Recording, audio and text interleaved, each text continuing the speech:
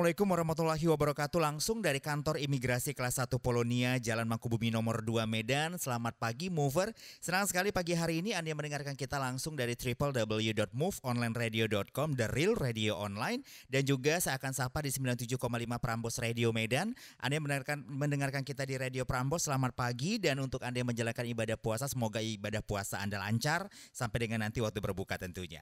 Di obrolan pagi kita hari ini, kita akan berbicara dengan kantor imigrasi Polonia, tentunya dengan topik prosedur pengurusan paspor. Sepertinya saya harus kenalkan juga kedua narasumber saya yang hadir untuk pagi hari ini dalam obrolan pagi kita. Kita sapa ada Bapak Rizky Oktavianta Ginting. Beliau adalah analisis keimigrasian pertama pada seksi dokumen perjalanan di kantor imigrasi kelas 1 TPI Polonia. Selamat pagi Pak Rizky. Ya, selamat pagi sahabat-sahabat semua. Mungkin abang aja aku panggil ya. Boleh, biasa di sini dipanggil Bang Ogi lagi malah. Bang Ogi ya. Ya benar Bang Ogi, selamat pagi Bang Ogi. Dan selain Bang Ogi juga kita ada Bang Dirga Arbas. Beliau adalah Kasubsi Pelayanan Dokumen Perjalanan juga pada kantor imigrasi kelas 1 TPI Polonia. Bang Dirga, selamat pagi. Selamat pagi semua. Oke, baik. Kita didengarkan di 2 stasiun radio, ada di Move Radio dan juga di Prambors hari ini, Bang Ogi dan juga Bang Dirga. Pertanyaannya mungkin ini salah satu yang pasti dibutuhkan sekali oleh banyak orang dan masyarakat.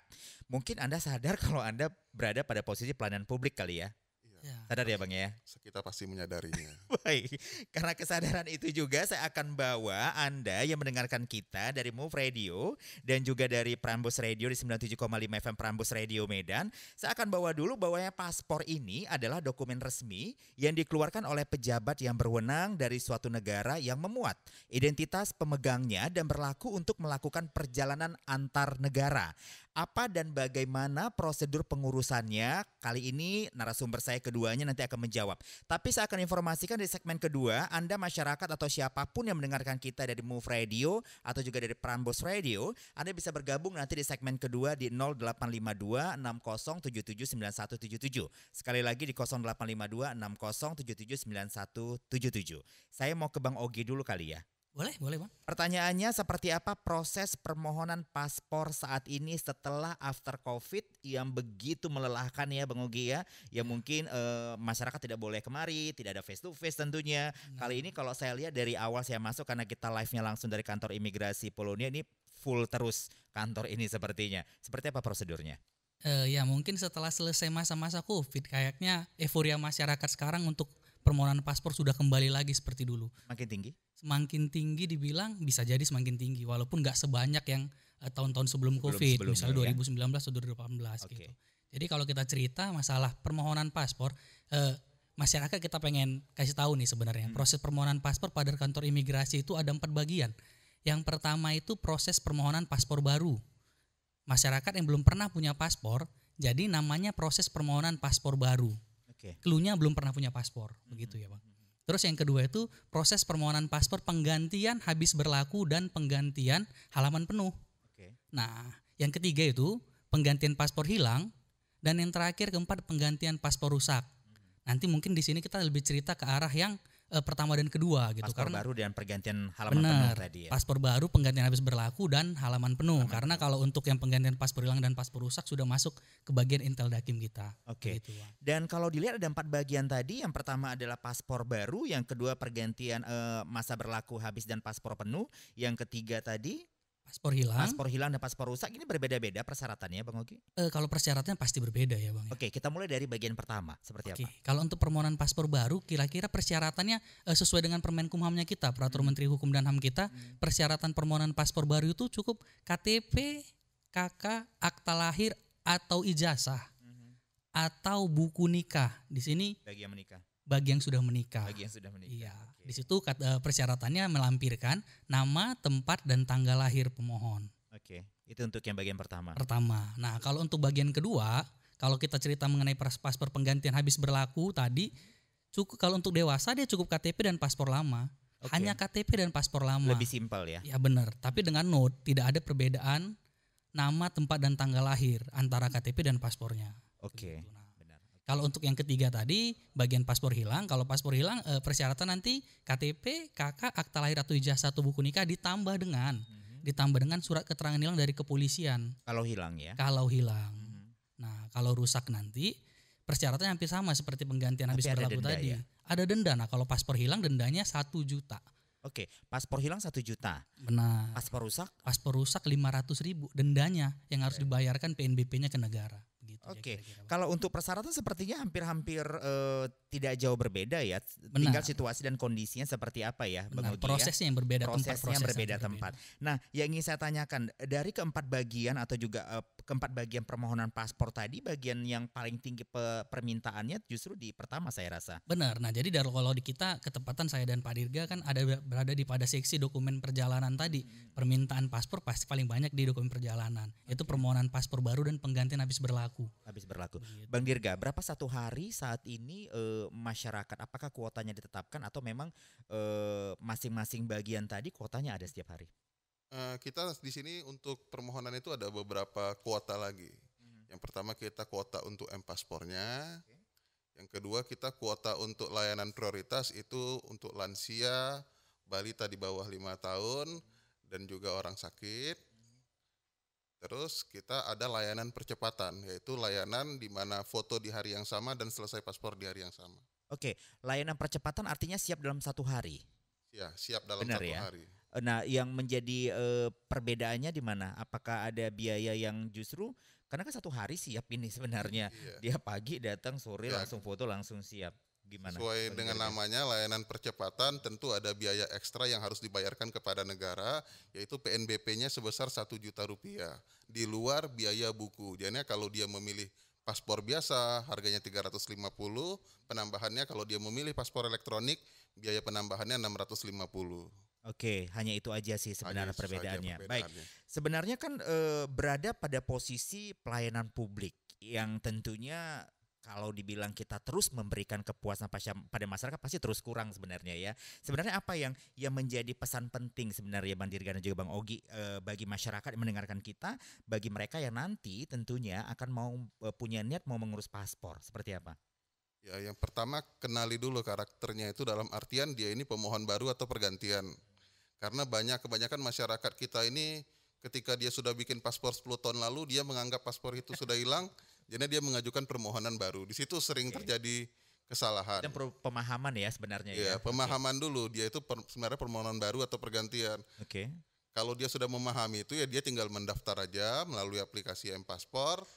Nanti dia bisa mengetahui dia mau baru kah, mau pergantian kah, atau kalau hilang dan rusak itu tidak perlu melalui aplikasi, langsung aja melapor ke customer service kita, nanti akan diarahkan ke bagian tertentu. Oke, yang menjadi pertanyaan saya sebenarnya Anda kan tiap hari berurusan dengan masyarakat yang tentunya memiliki karakter, pola pikir, pengetahuan, daya tangkap yang berbeda-beda. Case apa sih sebenarnya yang banyak sampai saat ini selain tadi mungkin Bang Dirga mengatakan bahwasanya kita harus kenalin dulu kita ini seperti apa pemohon paspornya, selain itu apa lagi? Ya, kebanyakan kendala di masyarakat itu seringnya terjadi perbedaan data. Iya benar, data ya. Perbedaan data. Jadinya apalagi untuk generasi yang kelahiran 70 tahun 70 ke atas itu kadang kan mereka antara KTP dengan akta lahir tidak sesuai. Jadinya ya di situ kita selalu mengecek dokumen tertua. Dokumen tertua ini pada prinsipnya itu rata-rata akta lahir. Kalau mereka tidak punya akta lahir, maka kita lihat ijazahnya. Maka nanti di situ kita sinkronkan ketika terjadi pergantian, yang mana yang benar nih. Kadang dia mengeklaim bahwa yang benar tuh sesuai KTP dia, paspornya yang salah. Terjadi perdebatan di situ ya. Okay. Tapi kita punya database, kita punya database 5 tahun, 10 tahun lalu ketika dia mengajukan paspor. Kalau dia memang sudah punya paspor 5-10 tahun yang lalu, database-nya tersimpan. Database-nya pasti tersimpan di kita, jadi kita bisa menunjukkan ketika dia mengatakan bahwa ini salah, ini kita punya datanya. Oh begitu. Oke. Nah, Anda mendengarkan kita sebenarnya ini paling penting berbicara masalah nama yang mungkin Anda rasa biasa-biasa saja. Mungkin setelah 5 tahun tiba-tiba Anda terniat mengganti atau menambahkan marga. Mungkin kalau di Sumatera Utara yang sebelumnya tidak ada, ini ternyata bisa jadi masalah juga ya. Benar ya? Pada prinsipnya perubahan nama itu diakomodir. Perubahan nama diakomodir. Perubahan nama diakomodir yaitu melalui putusan pengadilan.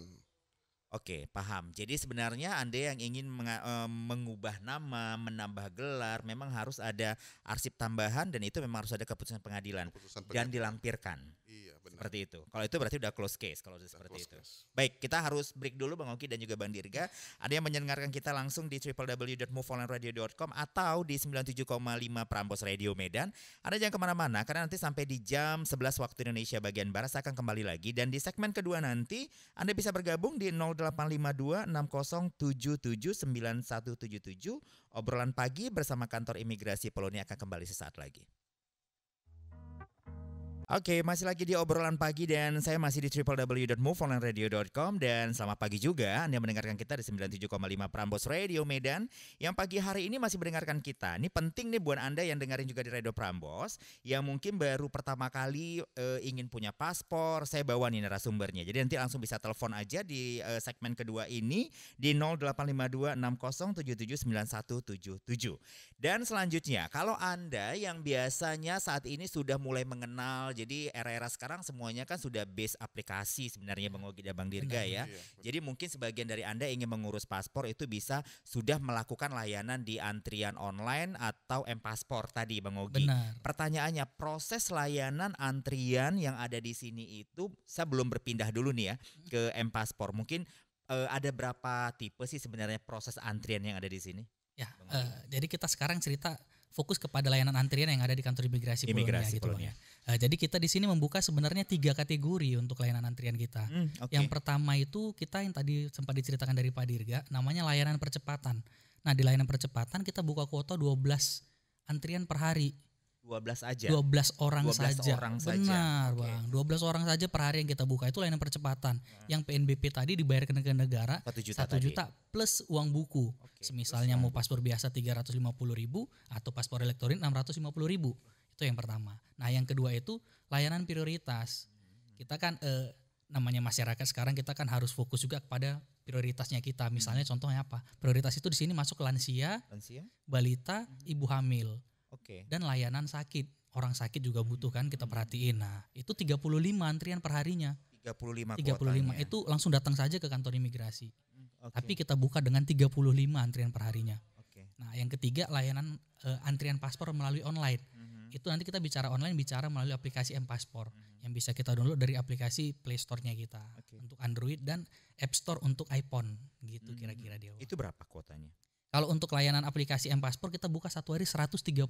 130 pemohon. Saya akan lebih rincikan lagi ke Anda yang mendengarkan kita. Jadi kalau Anda ingin memilih jalur layanan percepatan itu kuotanya hanya 12 orang dalam satu hari. Dan untuk Anda yang menggunakan jalur prioritas mungkin ibu hamil, orang lansia atau orang dalam kebutuhan mau berobat segera cepat di luar negeri balita juga, Bang. Dan balita juga itu kuotanya satu hari 35 orang. Dan ada 130 orang itu antriannya di aplikasi atau di M-Paspor. Benar. Nah, yang menjadi pertanyaan, ini terlayani dengan baik nggak sih, Bang? Berbicara masalah aplikasi, apakah aplikasi ini juga memiliki quick respon? Sehingga karena takutnya karena aplikasi kan bisa aja karena jaringan atau apa, mungkin kuota masih ada, tiba-tiba sudah penuh, itu gimana mengakomodirnya? Nah, sampai sekarang kita cerita tadi melalui aplikasi tadi ya Bang ya. Sampai sekarang sih untuk aplikasi 130 pemohon kita per hari sih sudah terakomodir dengan baik. Jadi nanti kita mau jelasin juga nih kepada sahabat-sahabat semua, kepada masyarakat semua. Kita buka antriannya itu, atau kita buka kuotanya itu biasanya di akhir bulan. Kita buka kuotanya di akhir bulan dan kita langsung bukanya biasanya langsung ke sebulannya. Gitu. Kenapa? Karena kita nggak pengen juga kan nanti masyarakat kita buka per hari, mereka udah nunggu bingung juga kan. Baik, oke. Artinya Anda mendengarkan kita jangan di awal bulan, tengah bulan untuk Anda melakukan pendaftaran melalui aplikasi M-Paspor kita. Tapi di akhir bulan. Di akhir bulan biasanya contoh nih, hari ini bulan ini sampai tanggal 30. Tanggal 27 atau tanggal 28 kita sudah mulai buka. Dan kalau teman-teman pengen lihat nanti bisa diantengin aja dari Instagramnya kita. Kita selalu kok update melalui Instagram. Jadi kalau teman-teman pengen tahu semua tentang kita, kapan dibuka aplikasinya juga, langsung aja antengin aja langsung dari aplikasi dari Instagramnya kantor imigrasi Polonia gitu.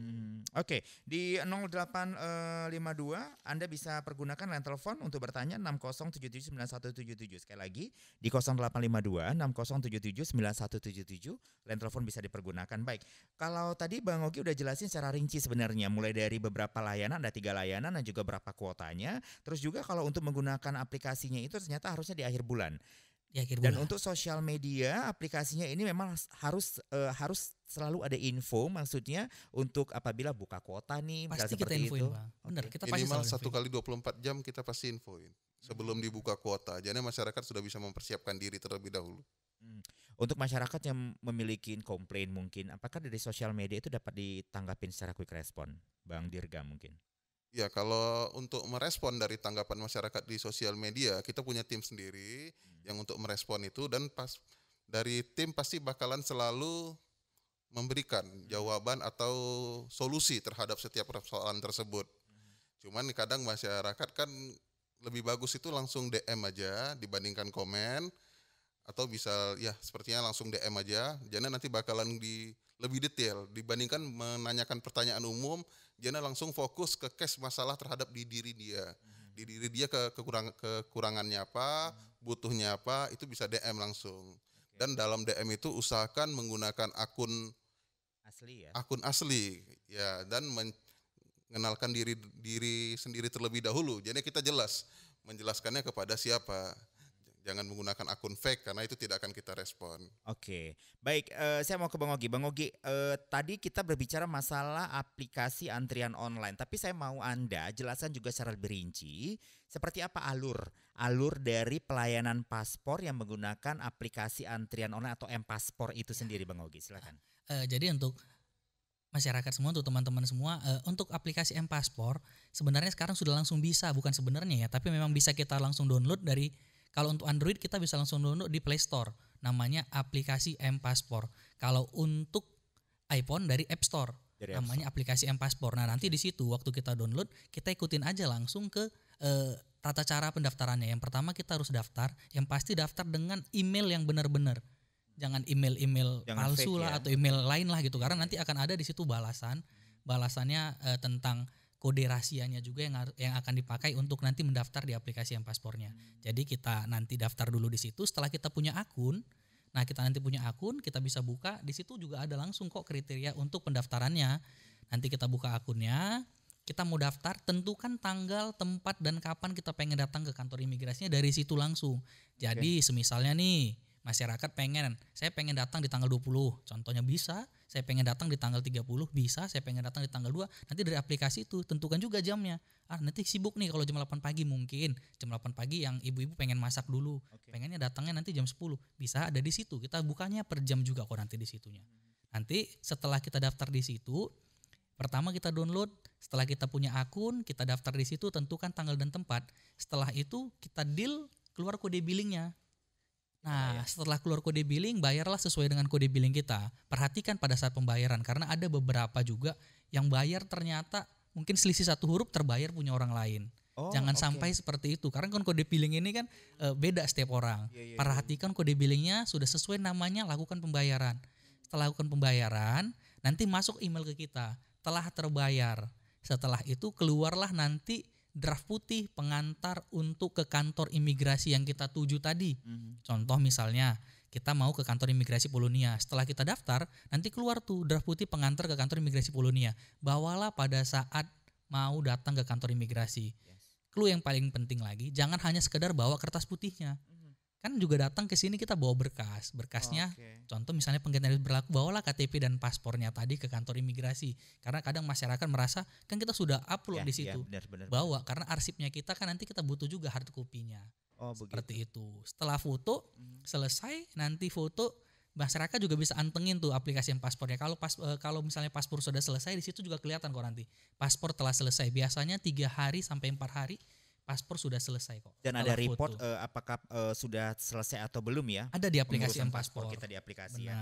Ada pertanyaan datang dari Reno di Gatot Subroto, mendengarkan dari Radio Prambors. Selamat pagi untuk Reno di Gatot Subroto. Pertanyaannya, saya mau ngurus paspor online tapi aplikasinya susah dibuka ya Pak. Ini gimana? Benar nggak mendapatkan komplain seperti itu? Susah menggunakan aplikasi? Ya mungkin di jam-jam tertentu, di hari-hari tertentu, karena gini, kita kan buka aplikasi ini secara nasional. Jadinya seluruh Indonesia menggunakan aplikasi ini. Jadinya kebanyakan kantor imigrasi itu buka di akhir bulan. Makanya tadi kayak sampaikan oleh Pak Rizky tadi, kita tuh bukanya biasa di tanggal 25 sampai 28. Kita menghindari akhir bulan untuk menghindari traffic yang terlalu tinggi. Oke, berarti seluruh Indonesia menggunakan aplikasi yang sama? Benar, seluruh Indonesia. Karena kalau seluruh Indonesia mereka rata-rata membukanya di akhir bulan di tanggal 30, itu trafficnya bakalan tinggi. Ya udah pasti nggak bisa. Makanya kita pastinya, mengakalinya dengan lebih awal sekarang, yaitu di tanggal 25. Karena kita belajar dari pengalaman-pengalaman sebelumnya, oh ini kalau di tanggal sekian terlalu tinggi trafficnya. Ya mungkin itu jadi masukan buat kita juga. Ya mungkin ini menjadi masukan juga Reno yang ada Gatot Subroto, tapi sebenarnya yang harus kita ketahui tanggalnya tadi ya. Iya, Karena kapan digunakan hampir di seluruh Indonesia, tapi lebih baik Anda yang ingin melakukan permohonan paspor di kantor imigrasi Polonia itu dimulai tanggal 25 setiap bulannya. Tiap bulan, ya. Untuk menghindari padatnya atau juga hektiknya di program aplikasi M-Paspor tersebut. Baik, kalau tadi alurnya sudah dijelaskan sama Bang Ogi, antriannya seperti apa, dan juga mungkin dari masyarakat masih ada terjadi kesalahan berarti Bang Ogi, misalnya datang kemari itu udah nggak bawa berkas lagi, justru kita harus meminta mereka untuk bawa berkas. Memang sering terjadi seperti itu nggak? Nah benar, jadi beberapa masyarakat memang terjadi seperti itu. Mereka kan sudah upload nih di sistem, begitu menurut mereka kan. Terus mereka datang ke sini cuman bawa pengantar ke kandimnya, ke kantor imigrasinya tadi. Padahal di sini kita butuh juga, kita kan pengen juga verifikasi datanya. Verifikasi data. Kita butuh juga berkas aslinya. Oke. Berkas asli mereka, contoh permohonan paspor. Penggantian lah misalnya kita bilang ternyata nggak bawa paspor, kan paspor kita ambil dulu, kita gunting dulu nih paspornya. Nanti baru kita kembalikan kepada pemohonnya. Nah, berlaku juga berkas untuk yang pemohon baru? Pemohon baru juga berdemikian. Tetap harus bawa juga? Iya, bawa KTP, KK, akta lahir atau ijazahnya tadi, karena kita mau verifikasi. Ternyata mereka upload, bisa jadi ternyata nggak ada aslinya misalnya. Oke. Jadinya fokusnya itu lebih kepada berkas asli yang dibawa wajib. Berkas asli. Berkas asli untuk verifikasi. Jadi apa yang diupload kita cek kesesuaiannya asli atau ini. Sedangkan kalau fotokopi kita menyediakan tempat fotokopi di kantor itu gratis. Bisa minta tolong difotokopi ya, tolong, gitu jadi nggak usah takut. Sebagian dari servis ya Bang Dirga ya. Iya, Bagi benar. Anda jangan khawatir kalau untuk masalah-masalah fotokopi bisa minta ditolong ya untuk fotokopinya. Nah, yang paling banyak saat ini saya lihat, saya selalu berkali-kali datang kemari ya Bang Ogi, Bang Dirga ya, ke kantor imigrasi Polonia. Ini paling banyak sepertinya orang yang mengurus mau berobat ke luar negeri ini sebenarnya. Ini ada peraturan khusus, syarat khusus kah atau seperti apa? Yang untuk ke luar negeri, yang tujuannya berobat. Ya, jadi kalau kita cerita kalau masyarakat pengen berobat ke luar negeri, syarat khusus atau aturan khusus sebenarnya persyaratannya sama saja. Sama aja ya. Cuman berbedanya adalah ada kelengkapan dokumen tambahan, yaitu kan mau berobat nih, orang mau berobat, misalnya contoh nih saya pengen berobat, taunya saya pengen berobat dari mana? Berarti tambahannya adalah rekam medik terakhir. Rekam medik terakhir dari tempat dia berobat sebelumnya. Misalnya sudah pernah berobat ke Rumah Sakit Columbia di sini. Misalnya nih ke Rumah Sakit Columbia ya, kita minta lampirin aja berkas, rekam medik dia terakhir berobat dari Rumah Sakit Columbia. Gitu. Berarti kan memang beliau sakit, pasti kita fasilitasi. Oh, berarti rumah sakitnya itu tidak harus rumah sakit dari luar negeri karena dia pernah kesan, tapi yang di Indonesia justru ya, rekam medisnya sehingga dia mau melakukan lebih clear lagi pemeriksaan kesehatan ke luar negeri. Benar. Berarti tidak ada persyaratan khusus, hanya ada penambahan rekam medis aja. Rekam medis. Baik, kita harus break dulu, nanti di segmen ketiga kita akan ada pertanyaan lagi, tapi di segmen ketiga saya akan fokus berbicara Anda barangkali yang punya masalah dengan berkas umroh atau haji, itu jadi masalah juga sebenarnya. Suku kata nama itu nanti di segmen ketiga kita bahas Bang Ogi, Bang Dirga, dan nanti di segmen ketiga juga di 0852 60 77 9177 itu masih bisa Anda pergunakan karena obrolan pagi kita akan kembali sesaat lagi. Oke, masih lagi di obrolan pagi dan saya Zaki Yusuf masih bersama Anda di www.moveonlineradio.com dan juga yang mendengarkan kita langsung di 97,5 Prambos Radio Medan. Anda yang baru saja bergabung bersama kita, saya informasikan Anda bisa bertanya di 0852 60 77 9177. Kita berbicara tentang prosedur pengurusan paspor. Baik, untuk di segmen ketiga ini saya langsung ada pertanyaan yang masuk melalui WhatsApp. Saya Ibu Erni, saya mau tanya, katanya sekarang sudah bisa buat paspor siap dalam 1 hari. Berapa biayanya dan apakah syarat khusus untuk itu? Mungkin Ibu ini baru join, baru mendengarkan kali. Bang Dirga, Bang Ogi, silakan bisa dijelaskan. Ya mungkin untuk biayanya seperti yang sebutkan tadi, itu biaya percepatannya Rp1.000.000 ditambah biaya buku, kalau paspor biasa 350.000, kalau paspor elektronik 650.000. Jadi totalnya sekitar 1.350 atau 1.650. Oke, itu sesuai dengan nanti kebutuhannya ya. Apakah Sesuai nanti mau yang 350 uang bukunya atau 600 yang elektronik. Ya benar. Baik, untuk itu kalau berbicara masalah persyaratan sepertinya tidak berbeda. Yang berbeda itu justru kuotanya. kuotanya itu hanya 35 ya. Kalau percepatan hanya 12. 12, maaf. Itu bisa langsung datang ke kantor imigrasi di pagi hari karena kuota terbatas ya. Jadi kalau sudah lewat sampai kuota 12 kita ada untuk besoknya baru bisa dilayani. Ya, baik Ibu Erni, jadi mohon maaf yang berbeda itu justru kuotanya dalam satu hari itu hanya 12 orang saja. Untuk yang Ibu tanyakan masalah percepatan paspor yang siap satu hari. Baik, saya juga balik lagi bertanya, ini ada yang saya rasa ini juga penting dan saya rasa juga Bang Ogi, Bang Dirga, ini juga terjadi di masyarakat tentunya. Untuk anak yang di bawah umur, apakah syaratnya apa-apa saja? Itu satu pertanyaannya, mungkin saya gabungin aja. Boleh. Yang pertama, anak-anak di bawah umur syaratnya apa-apa saja dan bagaimana pula seorang anak yang status orang tuanya bercerai ingin buat paspor? Silakan Bang Ogi atau Bang Dirga jawab. Ya, boleh saya jawab. Kalau untuk syarat paspor anak itu yang pertama itu akte lahir. Yang kedua adalah KTP kedua orang tua, kemudian kartu keluarga, buku nikah orang tua, dan yang terakhir paspor orang tua kalau sudah memiliki paspor orang tua. Itu dikecualikan terhadap hal-hal tertentu, contohnya kepada anak ibu atau anak tidak kawin, itu hanya paspor ibu saja dan tidak memerlukan akte perkawinan. Kemudian untuk pergantiannya juga sama. Tidak ada perbedaan, kalau untuk anak baik permohon baru atau pemohon pergantian itu sama. Untuk anak yang cerai itu ada penambahan, yaitu kita lihat putusan pengadilan dalam perceraiannya dan akta perceraian. Di putusan pengadilan pun kita lihat lagi hak asuhnya jatuh kepada siapa. Jadi kalau hak asuhnya jatuh kepada ibu, maka ibunya wajib hadir. Kalau hak asuhnya jatuh kepada bapak, maka bapaknya wajib hadir. Kalau di putusan pengadilan tidak menyebutkan hak asuh jatuh kepada siapa, maka kedua orang tua yang sudah bercerai wajib hadir. Oke, kalau nggak mau repot maka jangan cerai juga gitu kali ya. Benar. Bang Dirga ya. Baik, nah jadi memang persyaratannya jadinya panjang sekali nih kalau case-nya adalah orang tua yang bercerai karena harus lihat akta cerainya, putusan pengadilan hak asuhnya jatuh ke siapa, seperti itu ya. Tapi yang apakah ini terjadi di sini kekeliruan tinggi nggak sih kekeliruan akan ini ke masyarakat dan mereka cukup mengerti nggak kita sampaikan dengan persyaratan-persyaratan begitu banyaknya tentunya apabila case-nya itu terjadi mereka dengan status anak dalam status orang tua bercerai, Bang Dirga. Ya, kalau pada masyarakat kadang mungkin ketika mereka datang tidak paham, tapi kita jelaskan mereka memahami dan mereka bisa melengkapi. Bisa melengkapi rata-rata. Bisa melengkapi ya. Oke, bisa melengkapi karena kalau saya dengar sih Bang Dirga tadi menjelaskan cukup banyak kelengkapannya sebenarnya. Ada penelpon yang masuk? Ya, kita angkat dulu penelpon yang masuk. Halo, selamat pagi.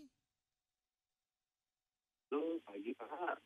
Ya, halo pagi. Bapak dengan siapa? Dengan Taufik Pak. Dengan? Taufik. Pak Taufik. Pak Taufik di mana Pak Taufik? Di Medan Pak. Di Medan. Baik. Pak Taufik silakan pertanyaannya. Ya. Halo. Pak yang Iya, halo Pak Taufik silakan pertanyaannya bisa diulang? saya ingin bertanya. Halo? Halo. Terputus-putus suaranya Pak Taufik, bisa diulang Pak Taufik? Halo Pak. Halo? Halo Pak. Dengar Pak. Ya udah silakan Pak Taufik. Ini yang ingin saya tanyakan, apa perbedaan paspor? Kan ini saya rencana hari Rabu mau ngurus paspor perpanjang di Polonia. Hari Rabu ya, oke. Ya, terus saya membayar dengan menggunakan paspor biasa. Oke. Apa? Tadi saya tengok ada mengenai pembahasan paspor elektronik. Apa bedanya paspor biasa dengan paspor elektronik? Oke, paham. Baik, itu saja Pak Taufik? Satu lagi, oke silakan. jika kalau memang saya tertarik pindah ke paspor elektronik, apakah saya harus membayar lagi gitu? Oke, baik. Upgrade lah gitu. Oke. Ya. Itu saja? Iya.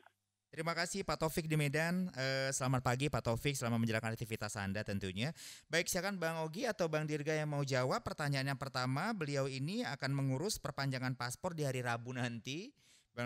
Bang Ogi dan Bang Dirga, dan beliau ingin bertanya, tiba-tiba beliau mendengarkan ada paspor elektronik. Mungkin kita harus menjelaskan dulu ini kegunaannya antara paspor biasa dan paspor elektronik apa dulu nih? Itu dulu, silakan Bang Dirga atau Bang. Pertama itu perbedaannya, paspor elektronik itu sudah ada chip di dalamnya, di mana chip itu adalah memuat data informasi baik dari sidik jari, foto wajah, dan identitas dari pemohon tersebut. Sedangkan paspor biasa itu tidak ada chip yang tidak bisa memuat sidik jari. Fungsinya apa? Pertama, ketika kita dicurigai di luar negeri menggunakan paspor milik orang lain, maka ketika dicocokkan sidik jari kita dengan sidik jari yang ada di dalam chip tersebut dan cocok, maka itu untuk memudahkan verifikasi petugas yang di luar negeri untuk memverifikasi bahwa kita tidak menggunakan paspor orang lain. Itu dari segi security. Dari segi fungsi keuntungannya apa gitu kan? Benefit lainnya. Benefitnya bagi masyarakat apa? Untuk saat ini kita ada program kerjasama dengan pemerintahan Jepang, yaitu bagi yang pengguna paspor elektronik untuk berkunjung ke Jepang itu gratis 14 hari di Jepang, tidak perlu membayar visa, hanya cukup mendaftarkan saja. Hanya negara Jepang saja? Untuk saat ini hanya negara Jepang, tapi kedepannya kan pasti kita akan menjalin kerjasama yang lebih ke negara-negara lain. Oke, baik. Itu benefitnya Pak Taufik, jadi kalau Anda punya rencana ke Jepang itu sepertinya... Tambahan satu lagi mungkin, boleh? Itu kita ada fasilitas autogate di Bandara Soekarno-Hatta dan Ngurah Rai, jadi tidak perlu lagi berhadapan dengan petugas. Hanya tinggal men-swab paspor mandiri, kita bisa langsung melewati gate imigrasi. Oke, itu sepertinya banyak kemudahan ya Bang Ogi, Bang Dirga ya. Jadi mungkin saya rasa sudah paham untuk Pak Taufik. Jadi kalau saya rasa sih lebih simple dan lebih tidak repot harus berhadapan juga dengan petugas imigrasi, antri atau apa. Ini dengan paspor elektronik ini semuanya terselesaikan. Pertanyaannya, kalau dia mau pindah, ini butuh persyaratan khusus yang sebelumnya paspor biasa ke paspor elektronik? Silakan. Tadi kalau saya lihat dari case-nya Pak Taufik, dia sudah mendaftar untuk paspor biasa tadi paspor biasa. Ya, kalau dia sudah mendaftar untuk paspor biasa, maka jadwal di paspor dia ketika datang itu tidak bisa dirubah ke paspor elektronik. Oke. Jadinya kalau dia mau membatalkan dulu permohonan ini, mengajukan lagi paspor elektronik bisa. Oh bisa, seperti itu solusinya. Iya, tapi tidak bisa dialihkan. Tidak bisa dialihkan. Berarti solusinya Pak Taufik, kalau Anda memang niatnya nanti akhirnya ingin mengurus paspor elektronik dengan penjelasan yang kita berikan tadi dan kemudahan serta benefit-benefitnya, Anda harus batalkan dulu pendaftaran Anda di paspor biasa, pindah ke paspor elektronik, begitu ya Bang Dirga ya. Baik, kita masih terima lagi penelpon di 085260779177. Silakan Anda bisa mendengarkan kita di Move Radio atau juga di Prambors Radio. Saya akan bertanya lagi selanjutnya tentang perbedaan data berkas yang dilampirkan. Kalau kita punya niat mau umroh, Bang Dirga, Bang Ogi gitu, atau haji tentunya, tapi namanya itu hanya satu kata begitu. Itu seperti apa solusinya? Ya, jadi kalau untuk biasa nih pemohon nih datang, mereka punya tujuan buat paspor untuk haji atau untuk umroh. Ya. Nah sebenarnya kalau peraturan namanya itu yang buat peraturannya bukan dari kantor imigrasi kita yang di sini, peraturannya kan dari yang di Arab. Jadi kalau untuk umroh, kalau sekarang kan nama katanya harus 2 suku kata. 2 suku kata. Kalau umroh, kalau haji harus 3 suku kata. Jadi waktu pelayanan paspor di kita tetap melayani dengan nama yang sebenarnya ada di KTP. Contoh namanya 1 kata. Salbiah misalnya namanya. Nanti kita buatin paspor dengan nama yang seperti itu, salbiahnya. Setelah selesai paspor, kita lakukan endorsement. Endorsement ini nanti penambah nama sesuai dengan rekom yang ada dia bawa. Misalnya dia mau umroh, nanti di rekom itu rekom umrohnya misalnya namanya Salbiah Abdullah misalnya. Nanti kita endorse namanya sesuai dengan nama yang ada di rekomnya itu. Oke, berarti rekom ini juga harus sesuai dengan, mungkin bisa ambil binnya atau bintinya, kali begitu kali ya? Nama bapak. Nama bapaknya ya? Nama ayahnya nama biasanya. Orang tua laki-laki tentunya. Itu saja?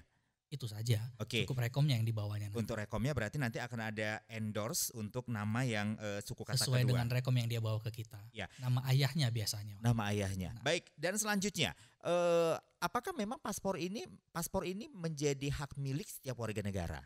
Tapi apakah setiap warga negara berhak memiliki paspor?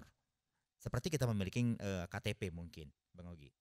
Kalau dibilang setiap warga negara berhak memiliki paspor, sebenarnya memang setiap warga negara berhak memiliki dong, paspor, kan benar. gitu kan ya. Tapi kan sekarang apakah setiap warga negara bisa langsung memperoleh paspor? Kan Ya, pertanyaannya itu begitu. Bisa langsung memperoleh paspor. Jadi sebenarnya ini yang kita pengen jelasin juga ke teman-teman sekalian yang ada di sini begitu kan ya. Jadi untuk permohonan paspor ini kan sebenarnya tujuan kita apa sih keluar negeri? Kan namanya DPRI, Dokumen Perjalanan Republik Indonesia. Paspor kan sebenarnya DPRI, Dokumen Perjalanan Republik Indonesia. Setiap orang yang mau berjalan ke luar negeri, pergunakanlah paspor tadi, kan begitu. Tujuannya apa sih sebenarnya? Ada yang pengen wisata, ada yang pengen berobat. Ini masalah tujuannya saja. Ada yang pengen umroh seperti kita sampaikan tadi.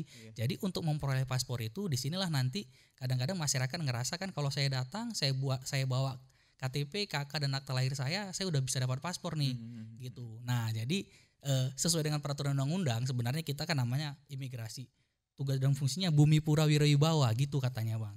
Seperti itu adalah penjaga pintu gerbang negara. Jadi kita pengen memastikan warga negara yang berpergian ke luar negeri selamat dan sampai lagi kembali ke Indonesia dengan selamat.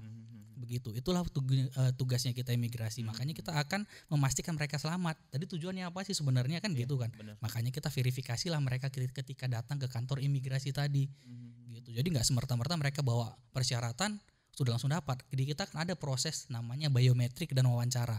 Jadi ketika mereka daftar, contoh ya aplikasi M-Paspor tadi, mereka datang sampai ke kantor, nanti kan kita lakukan proses foto biometrik. Nah, foto biometrik itu muka dan sidik jari. Memastikan kalau dia benar-benar orangnya. Kan iris mata itu, juga nggak sih? Ya. Ada ya. Gitu. Jadi kan setelah itu kita foto biometrik tadi, kita lakukan proses wawancara. Ini yang sebenarnya masyarakat kita pengen kasih tahu ke masyarakat. Kita wawancara nih setiap pemohonnya, pengen kemana sih? Tujuannya sebenarnya apa sih? Seperti itu. Nanti dari verifikasi tadi itu barulah kita tahu. Karena nanti dia bilang mau ke sana, ternyata kita nggak tahu nih benar atau enggak. Pertanyaan saya, ketika wawancara terjadi nih Bang Ogi, bisa saja tidak disetujuin nggak sih pemohon tadi berdasarkan hasil wawancara yang dilakukan? Dan biasanya kalau tidak disetujuin itu apa pertanyaan yang diajukan oleh pihak penanya sebenarnya sehingga menimbulkan keraguan? Ya itu bisa. Jadinya kalau buat paspor itu tidak semuanya lulus. Karena ada suatu proses namanya wawancara, bisa lulus, bisa tidak lulus. Yang pertama itu bisa karena memberikan keterangan yang tidak benar kepada petugas ketika diwawancara dan diverifikasi bahwa keterangan itu salah. Yang kedua, menggunakan dokumen orang lain. Menggunakan dokumen orang lain banyak juga kejadian, itu bisa kita tolak juga. Yang ketiga juga dia termasuk dalam daftar orang yang dicegah untuk berangkat ke luar negeri. Ya, seperti buronan-buronan tertentu dari instansi lain, itu bisa juga kita berikan paspor. Terus ya intinya itulah yang ketiga tadi itu, pada secara umumnya tidak memberikan keterangan yang benar kepada petugas, menggunakan dokumen palsu atau yang pencekalan juga. Iya, pencekalan itu. Dan maksudnya yang sering lagi booming sekarang ini barangkali bekerja ke luar negeri ya kan, tidak sesuai. Bukannya tidak bisa, tetap bisa, cuman kita arahkan sesuai prosedurnya. Semua itu ada prosedurnya biar negara mengetahui keberadaan yang bersangkutan berada di luar negeri dan dijamin sama undang-undang. Oke, intinya memang harus memberikan keterangan yang benar. Benar ya, itu ya intinya ya. Setuju ya Bang Ogi, Bang Dirga. Jadi Anda yang mendengarkan kita langsung dari Move Radio atau juga di Prambors Radio Medan, kalau Anda punya niat memang ya udah nggak usah gimana-gimana, ya memang jujur-jujur aja kali ya. Karena itu akan memudahkan Anda dengan Anda bisa berkata dengan jujur, justru akan bisa membingungkan dan juga bisa tidak diterima permohonan Anda karena Anda memberikan keterangan bohong. Ya sebenarnya waktu kita kalau yang untuk aplikasi M-Paspor, nah sebenarnya waktu kita daftar nih, di situ dijelasin kok di awalnya langsung. Memberikan keterangan yang benar. Terus waktu kita download nanti, waktu kita print nanti di situ pengantarkan ke kantor imigrasi, di situ ada di poin 5, ada ABCD di situ. Itu jelas kok, memberikan keterangan yang benar ada di situ. Jadi udah ada agreement sebenarnya ya ditandatangani, tapi mungkin kan ya. Kita kan ya sudah daftar aja, belum baca apa yang ada di situ gitu. Baik. Dan pertanyaan terakhir, masa berlaku paspor ini kan berbeda-beda. Ada yang sudah berlaku belum, ada yang 5 tahun, ada yang juga 10 tahun. Terjadi perbedaan harga atau tidak sama sekali, atau tergantung si pemohon mau yang 5 tahun atau yang 10 tahun? Silakan. Iya, jadi masa berlaku paspor itu sekarang kita masukkan kategorinya ada 3, yaitu yang pertama 5 tahun, yang kedua 10 tahun. 5 tahun itu untuk anak di bawah usia 17 tahun. Sedangkan untuk kelompok usia di atas 17 tahun atau sudah memiliki KTP itu masa berlakunya 10 tahun secara otomatis. Dan ada satu lagi kategori di bawah 5 tahun itu untuk anak berkewarganegaraan ganda, yaitu masa berlaku paspornya tergantung sampai dengan dia berusia 21 tahun. Sampai dia memilih warga negara Indonesia atau warga negara asing. Oke, baik, seperti sudah jelas untuk semuanya obrolan pagi kita bersama kantor imigrasi Polonia. Apa yang menjadi closing statement? Saya Bang Ogi mungkin, apa yang bisa menjadi closing statement Anda pagi hari ini untuk pendengar kita? Cerita closing statement ya. Kalau closing statementnya kita tetap melayani masyarakat dengan baik pasti. Kita tetap mengakomodir semua permintaan masyarakat dengan baik karena kita pelayan masyarakat. Itu aja, Bang. Itu aja. Bang Dirga apa? Ya, closing statement dari saya kepada masyarakat yang ingin mengajukan paspor, kalau emang masih bingung bisa berkonsultasi terlebih dahulu, baik via sosmed atau via WA atau bisa datang langsung ke customer service kita. Jangan sampai nanti sudah bayar dan salah jenis permohonan, kan makan merasa dirugikan. Waktunya juga habis. Waktunya rugi. Makanya lebih bagus bertanya terlebih dahulu kalau emang kurang memahami. Supaya nggak sesat di jalan ya. Karena kita pasti melayani dengan sepenuh hati. Baik Bang Dirga, terima kasih. Bang Oki, terima kasih. Saya udah ganggu waktunya pagi hari ini Anda beraktivitas ya. Terima kasih untuk narasumber saya. Terima kasih juga untuk yang telah bergabung di 0852 6077 9177. Terima kasih juga untuk yang sudah mendengarkan kita langsung dari 97,5 Prambors Radio Medan dan juga dari Move Radio di www.moveonlineradio.com. Saya harus pamit undur diri. Program terima kasih juga untuk produser acara Tegar Manatar. Terima kasih juga untuk teknis ada Y dan juga ada Oji semuanya. Kita pamit undur diri. Maaf, kami pamit undur diri. Sampai jumpa. Wassalamualaikum warahmatullahi wabarakatuh. Terima kasih.